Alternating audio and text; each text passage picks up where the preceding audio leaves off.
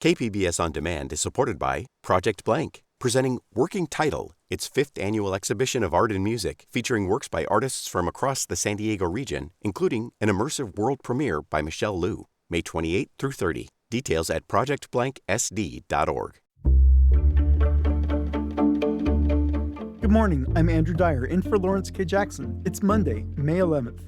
Tens of thousands of college students are back online after a cyber attack knocked the platform Canvas offline last week. More on that next. But first, the headlines. The Pentagon Friday released a tranche of files on what it calls unidentified aerial phenomenon, commonly called UFOs.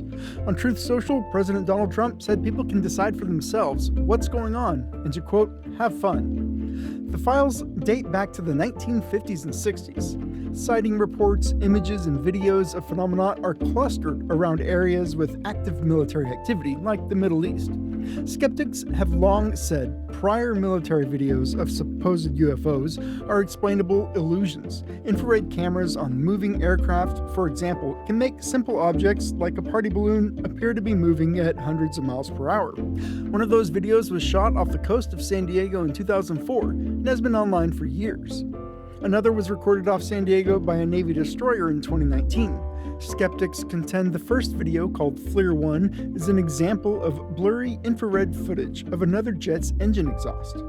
The second, known as Pyramid, was debunked as the effect of aircraft navigation lights on the triangular aperture of the ship's night vision camera.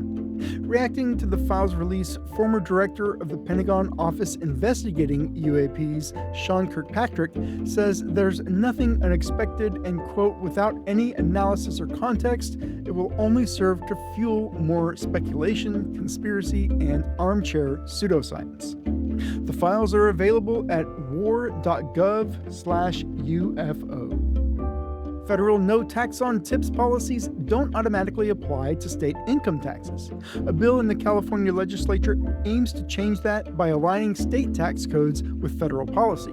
It's by San Bernardino Republican Senator Rosalicia Ochoa Baug. Now that the federal government has adopted this policy, we have the opportunity to do the same.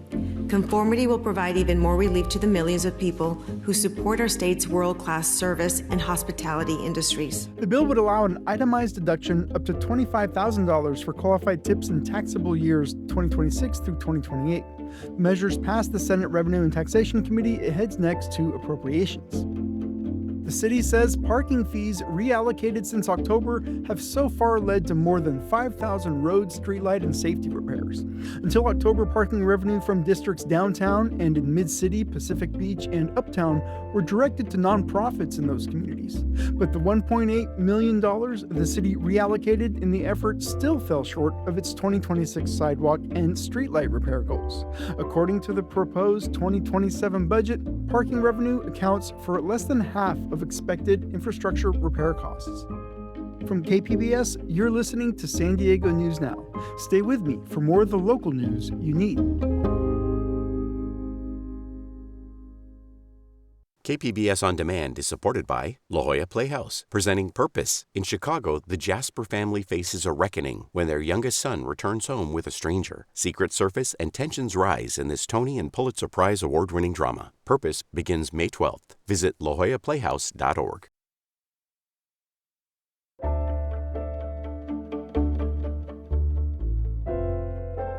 The company that runs the Canvas education platform says it's investigating last week's cyber attack that took the platform down. But students tell reporter Alexander Nguyen that the disruption caused them unnecessary stress during finals season. Finals season is stressful enough for many students, but what happens when you can't access your notes and lectures to study for those finals? San Diego State senior Selena Gonzalez says she was so stressed during the outage. Me and a lot of students have dedicated hours throughout our day just for studying, and when Canvas goes down during those hours, it's like we have nothing to do. All our hopes is up. University of San Diego freshman Jack Kelly says it was difficult not being able to view study materials. That was not ideal, but we figure out ways how to get around it, still get my studying in, still get prepared. In a statement, Canvas says it has shut down the source of the breach and regrets the inconvenience caused by the outage. Alexander Nguyen, KPBS News. Federal immigration officials last week said the cruise ship workers agents arrested at the port of San Diego were involved in child sexual exploitation. But reporter Gustavo Solis says they were all deported before federal prosecutors had a chance to file criminal charges. According to ICE, agents arrested 26 crew members from multiple ships as part of Operation Tidal Wave, which targeted people suspected of having or distributing child pornography. Customs and Border Protection told KPBS that everyone arrested has already been deported, but they would not provide any other information about the criminal investigation. Federal prosecutors in San Diego and LA say that they have no record of criminal charges related to Operation Tidal Wave. Michael Winkleman is a maritime lawyer. He told KPBS news partner ABC 10 News that this is highly unusual. They could have been charged in U.S. courts and be in federal prison right now, awaiting charges, awaiting trial, etc. But the fact that they were sent home to their home countries, that's actually quite unique. Another expert told KPBS that deporting people accused of serious crimes before they face consequences denies justice to the victims of those crimes. Gustavo Solis, KPBS News. The Metropolitan Transit System Board voted to recommend fare increases last month. Public Matters reporter Jake Gata tells us it might not be a long-term solution.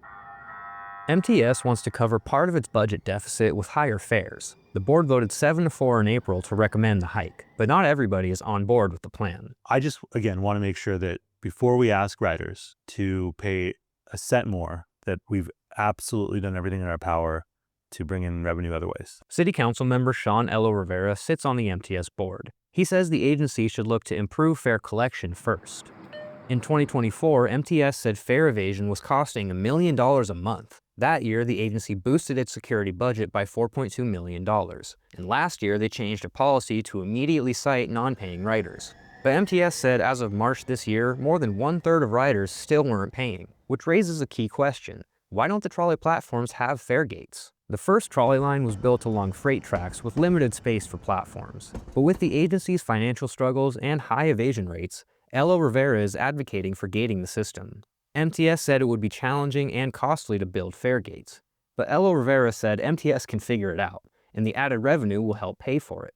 And he says fare gates could help prevent future price hikes. All of that comes back to fairness for the working families in San Diego who depend on transit. Jake Gata, KPBS News.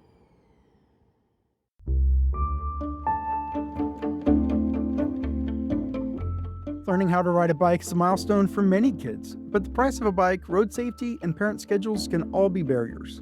Education reporter Katie Anastas takes us to Perry Elementary School, where students are learning how to ride in PE class. We had some people last week that were going through the stop sign.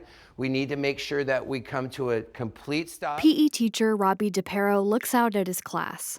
The transitional kindergarten students each sit next to a white bike. And I want you guys looking both ways, just like we practiced the first 2 weeks. So you look right, you look He makes left. sure everyone's helmets fit properly and their seats are at the right height. Just a little bit lower. A little bit lower? Okay. Go ahead and get on. Then everyone walks their bikes out to the blacktop.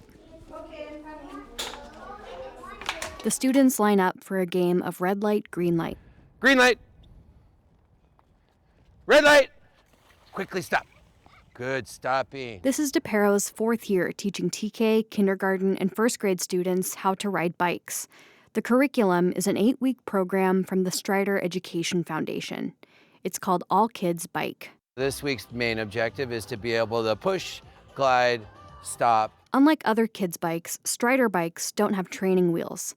DePero says kids learn to balance more quickly. It's kind of like floaties with swimming. It's almost a false effect of teaching balance and coordination. So what I love about these Strider bikes is it really gets them coordinated and ready, and then we add pedals. Along with balance, the course teaches students about spatial awareness and controlling your speed. Good job, Rebecca. During this lesson, students can try riding over small ramps. When you see a track, you have to go up and then down, and you have to keep on going to the stop sign. 5-year-old Rebecca Bellett even put her feet up on the footrests. In a week, the footrests will be replaced by pedals. I like to ride bikes. In 1972, the Federal Highway Administration reported that nearly half of school-age kids walked or biked to school. In 2017, 10% did. There's another, more recent change DePero has noticed among his students. One alarming thing is a lot of them are riding e-bikes, which is a new thing the last couple years. Week 1 of the curriculum focuses on helmet safety.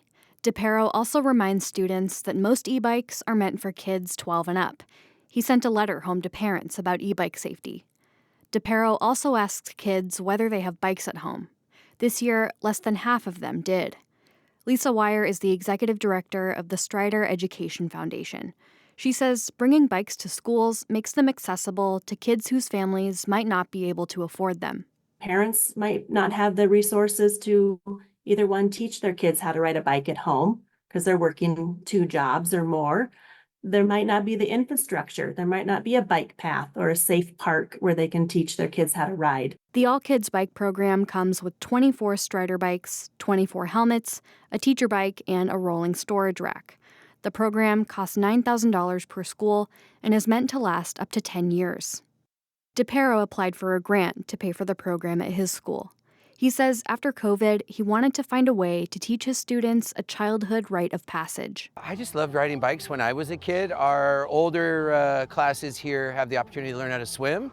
I'm a big proponent for learning how to swim and learning how to ride a bike as a kid. It's kind of one of those staple things. He says learning how to ride a bike means learning resilience. I try to teach them that it's messy and learning is all part of it, and you get better. You just stick with it. There is tears at times and Band-Aids, but eventually they get it, and I really do try to create an environment where the kids feel safe and they can take risks. He says he's proud of his students for rolling with the challenges. Katie Anastas, KPBS News. A parent webinar about e-bikes is happening tomorrow evening. It's hosted by San Diego County Supervisor Tara Lawson-Reamer and Scripps Health. You can find more information on our website, kpbs.org.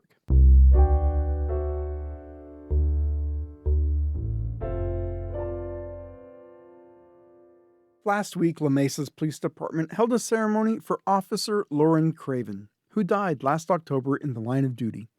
Reporter Elaine Alfaro says Craven's the first to be honored on the city's Peace Officer Memorial.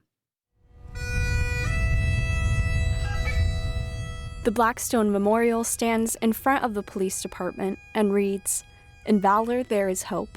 We will never forget." Her impact was amazing in the sense that she was just a wonderful human being first, and she just had so much care and compassion for others and the community. That's La Mesa Police Lieutenant Travis Higgins. She really felt like this was a true calling for her, and it was obvious in the way she went about her daily life. Craven was hit and killed by a car while assisting a motorist who was in a 5-vehicle crash on the eastbound side of Interstate 8. She was the first officer in the history of the La Mesa Police Department to be killed in the line of duty.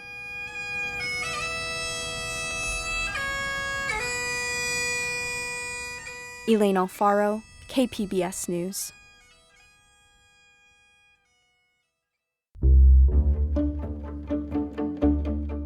That's it for the podcast today. As always, you can find more San Diego news online at kpbs.org.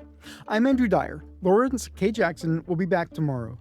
Thanks for listening and subscribing. By doing so, you're supporting public media. Have a great Monday.